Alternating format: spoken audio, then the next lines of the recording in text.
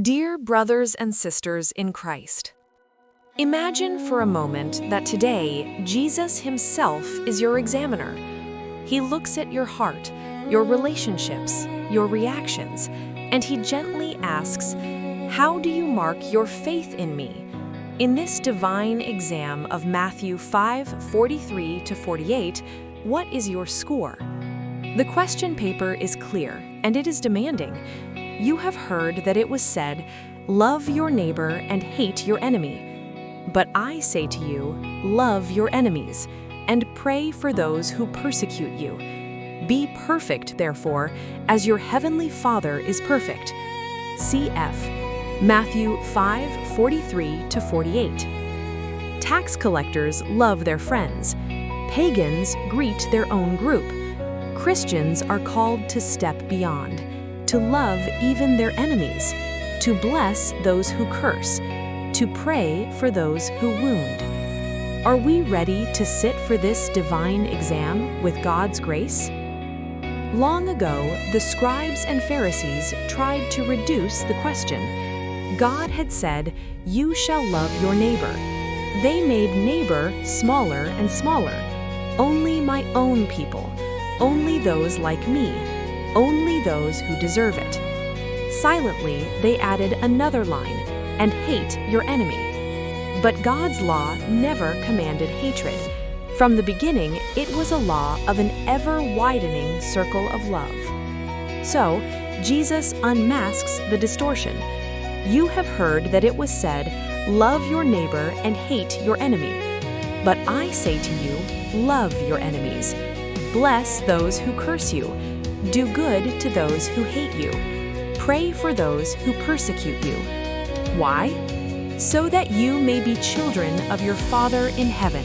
For he makes his sun rise on the evil and the good, and sends rain on the just and the unjust. Matthew 5:45. To pass this exam is not to impress an angry teacher. It is to slowly resemble the Father. Listen to how Jesus continues the question paper. If you love those who love you, what reward have you? Do not even tax collectors do the same? If you greet only your brothers, what more are you doing than others? Do not even pagans do that? Cf. Matthew 5:46-47. The Christian difference begins where natural love ends, at the door of the enemy, at the face of the difficult person, at the memory of the one who hurt us the most. But, dear friends, Jesus does not set an impossible exam to crush us. He is revealing the heart of the Father.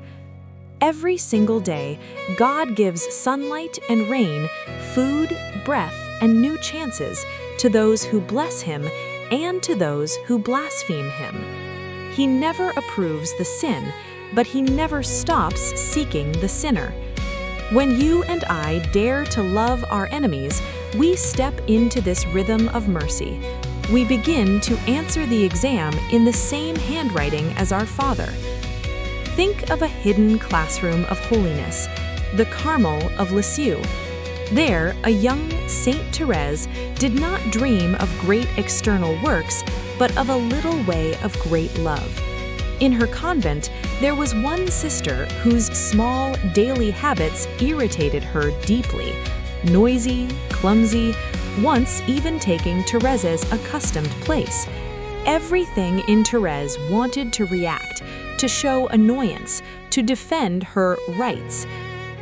But in that moment of inner exam, Therese looked at Jesus' question paper and chose his answer.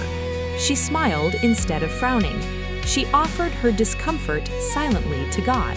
She prayed for that sister with special tenderness, as if she were her beloved friend. Outside, nothing spectacular happened. No applause, no spotlight, no headline. Inside, Grace went to work. Little by little, her hidden resentment melted, and the relationship changed tone. For Therese, holiness did not mean hating back more cleverly, but loving in secret, where only Christ could see. In heaven's marking scheme, that is a very high score. Later, she wrote that when she resisted the impulse to defend herself and chose silence out of love, her soul kept its peace. Her enemy was not truly that sister. Her real enemy was the temptation to close her heart. By grace, she passed that part of the exam. This gospel shows itself not only in convents, but even on our cinema screens. In the Malayalam film Varna Pakitu, Sunny and Muhammad Ali are trapped in a bitter cycle: hatred, betrayal, revenge, hurt feeding hurt. Muhammad Ali comes armed with fury, determined to destroy Sunny. Everything is ready for one more chapter of violence, but at a decisive moment, Sunny chooses another answer. He lays down his defenses, lets go of his pride, and is ready even to lose everything. He pleads that the hatred must end. He offers to hand over his wealth rather than continue the war. That vulnerable surrender breaks Ali's heart. The gun of vengeance falls.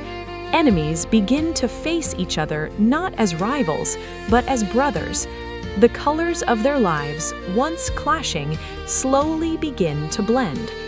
It is only a film, but it reflects a real law of the gospel. When one person refuses to continue the chain of hatred and chooses self-offering instead of retaliation, grace finds an opening. Sunny does not deny that evil happened. He simply decides that evil will not have the last word. That's what Jesus did on the cross. He did not say sin was nothing. He took it so seriously that he died for it. Yet with his last breath, he wrote another line on our exam paper: "Father, forgive them, for they know not what they do." Some of us might ask, if we love enemies, are we ignoring justice? No. God takes evil with full seriousness, but his justice is always soaked in mercy. Think of Nineveh, given time to repent. Think of Saul, breathing threats and murder, transformed into Paul, the apostle of love. God's patience is not weakness. It is the time he gives for hearts to turn back. We love because he first loved us. 1 John 4:19. When you love an enemy, you are not approving their sin. You are seeking their deepest good, their salvation, their healing, their coming home to God. Be perfect as your heavenly Father is perfect. Matthew 5:48 does not mean never make a single mistake. It means let your love be whole, refusing to draw a line where God has not drawn one.